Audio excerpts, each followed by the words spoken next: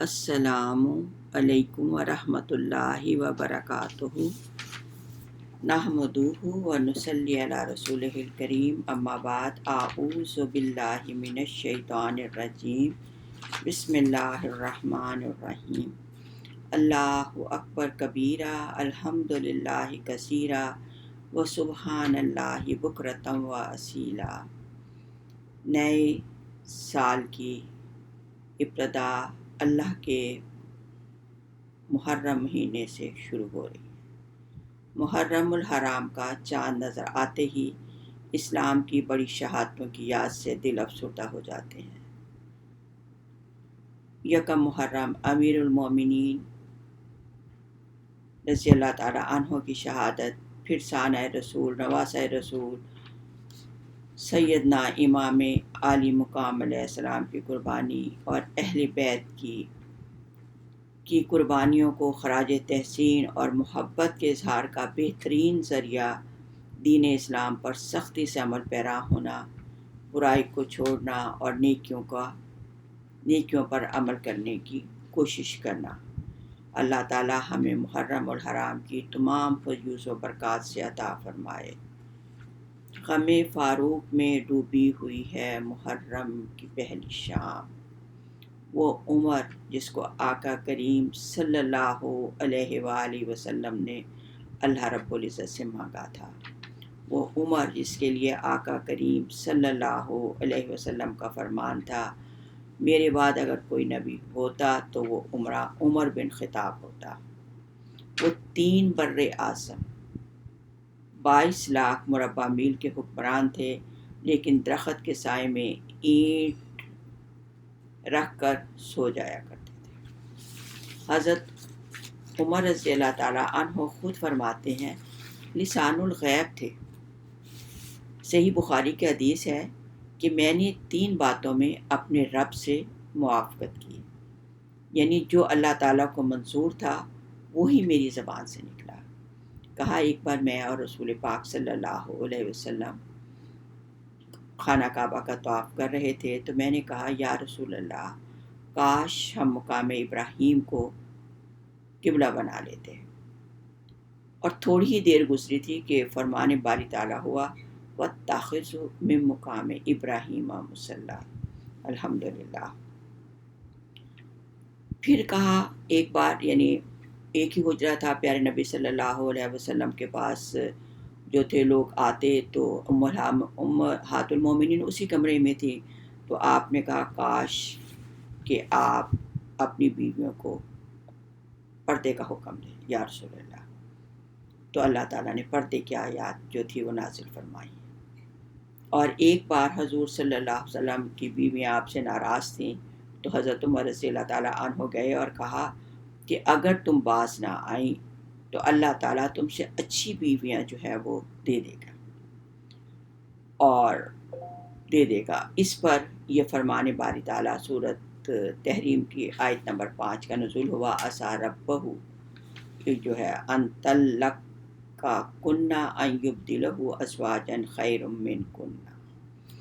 تو یہ تھے حضرت عمر رضی اللہ تعالیٰ عنہ رضی اللہ تعالیٰ عنہ۔ اسلام سے پہلے اسلام کے سخت دشمن تھے، حضرت صلی اللہ علیہ وسلم کی جان کے پیاسے تھے، لیکن جب اسلام لائے تو اپنی جان تن و من سے حضرت صلی اللہ علیہ وسلم جو تھے ان پر اپنی جان قربان کرتے تھے۔ ان کا چہرہ مبارک دیکھ کر ان کی منشا، ان کی مرضی کو معلوم کر لیتے تھے اور اس کے مطابق جو تھے وہ کام کرتے تھے۔ جب آپ اسلام لائے تو اتنی خوشی سے لوگوں نے اللہ اکبر کی آواز لگائی کہ تمام مکے کی وادیاں جو تھیں وہ خوشی سے گونج اٹھیں اور دشمنوں پر صف ماتم مچ گئی۔ جب حضرت عمر رضی اللہ تعالیٰ عنہ اسلام لائے تو پہلے لوگ چھپ کر نماز پڑھتے تھے، اب جب حضرت اسلام ان کے لانے کے بعد جو لوگ تھے وہ علنیان اب خانہ کعبہ میں آپ کے ساتھ جو تھے وہ نماز ادا کرتے تھے۔ سیدنا عمر رضی اللہ تعالیٰ عنہ جو تھے وہ پروردگار صلی اللہ علیہ وسلم سے ان کی خواہش تھی کہ اللہ تعالیٰ آپ کو شہادت کا منصب عطا کرے اور آپ مدینہ منورہ میں نبی مکرم صلی اللہ علیہ وسلم اور ابوبکر رضی اللہ تعالیٰ عنہ کے مدفون ہوں۔ بظاہر یہ جو تھی خواہش پوری ہونی مشکل نظر آتی تھی، لیکن اللہ تعالیٰ نے حضرت عمر فاروق کی اس دعا کو جو تھا وہ قبول فرمایا، اور آپ 27 ذی الحج کو فجر کی نماز کے درمیان ایک مجوسی نے، ابو لولو فیروز نے آپ پر قاتلانہ حملہ کیا۔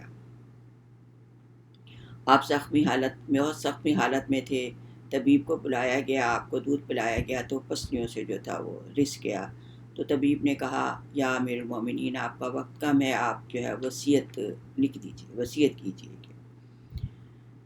آپ نے اپنے بیٹے عبداللہ بن عمر رضی اللہ تعالیٰ عنہ کو بلایا اور کہا کہ بیٹا میرے پاس حذیفہ بن یمان کو لے آؤ، رضی اللہ تعالیٰ عنہ کو لے آؤ۔ یہ وہ صحابی تھے جنہیں رسول اللہ صلی اللہ علیہ وسلم نے تمام منافقین کے ناموں کی لسٹ جو تھی وہ بتائی تھی۔ جب خون آپ کی پسلیوں سے بہہ رہا تھا تو حذیفہ رضی اللہ تعالیٰ عنہ سے کہتے ہیں کہ تجھے اللہ کی قسم دیتا ہوں کہ کیا رسول اللہ صلی اللہ علیہ وسلم نے میرا نام منافقین میں لیا ہے یا نہیں؟ حذیفہ رضی اللہ تعالیٰ عنہ روتے ہوئے کہنے لگے کہ میرے پاس ہی رسول اللہ کا راز ہے، میں اس کو مرتے دم تک کسی کو نہیں بتا سکتا۔ سیدنا عمر کہنے لگے بلا شبہ یہ اللہ تعالیٰ کا راز ہے، بس مجھے صرف اتنا بتا دیجئے کہ کیا اس میں میرا نام بھی ہے یا نہیں؟ حذیفہ رضی اللہ تعالیٰ عنہ کی شدت غم سے ہچکی بن گئی کہ اے عمر، میں صرف آپ کو یہ بتا رہا ہوں کہ اگر آپ کے علاوہ کوئی اور ہوتا تو میں کبھی اپنی زبان نہ کھولتا۔ تو یہ میں صرف آپ کو کہ اتنا بتاؤں گا کہ آپ کا شمار منافقین میں اللہ نے نہیں فرمایا۔ سیدنا عمر رضی اللہ تعالیٰ عنہ نے یہ سن کر اپنے بیٹے عبداللہ سے کہنے لگے کہ عبداللہ اب میرا صرف ایک معاملہ دنیا میں باقی ہے۔ کہنے لگا ابا جان بتائیے وہ کون سا معاملہ ہے؟ کہا بیٹا میں رسول اللہ صلی اللہ علیہ وسلم حضرت ابوبکر کے پہلو میں سونا چاہتا ہوں۔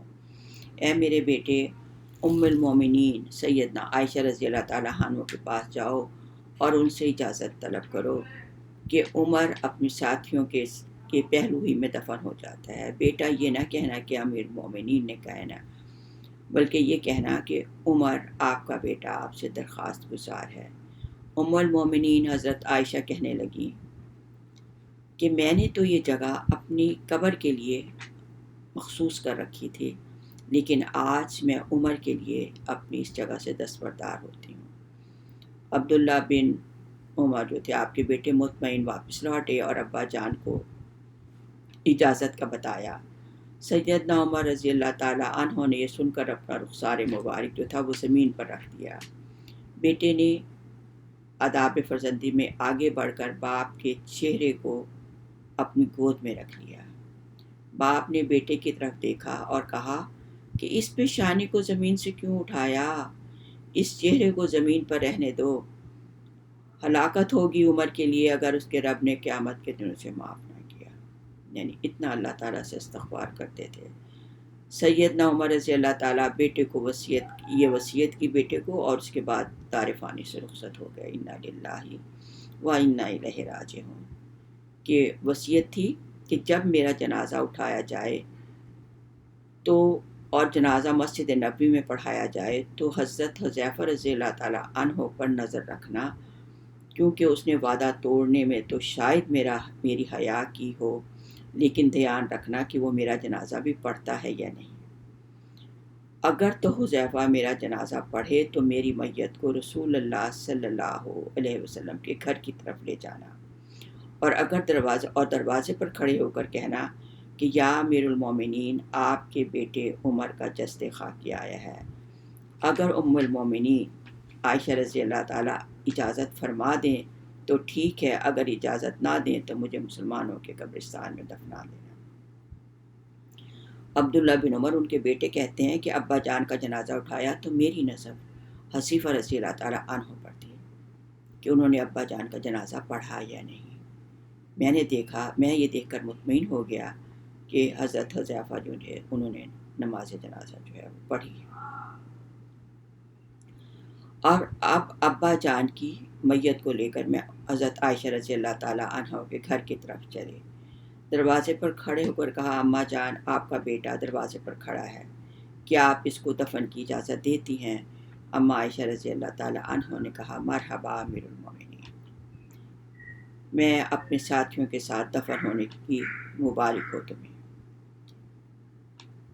اللہ تعالیٰ رضی اللہ تعالیٰ عنہ عمر جنہوں نے زمین کو عدل کے ساتھ بھر دیا پھر بھی اللہ تعالیٰ سے اتنا ڈرنے والے تھے, مدینے کی چٹائی پر بیٹھ کر جو کیسر و کسرا کی بادشاہت کی دھجیاں اڑا دے, اس عمر بن خطاب پہ لاکھوں اور کروڑوں سلام ہے. وہ عمر آج ہمارے آقا صلی اللہ علیہ وسلم کے قدموں میں آرام فرما رہے ہیں. عمر کے آنے سے کفر پر جو زوال آیا وہ کمال کا آیا.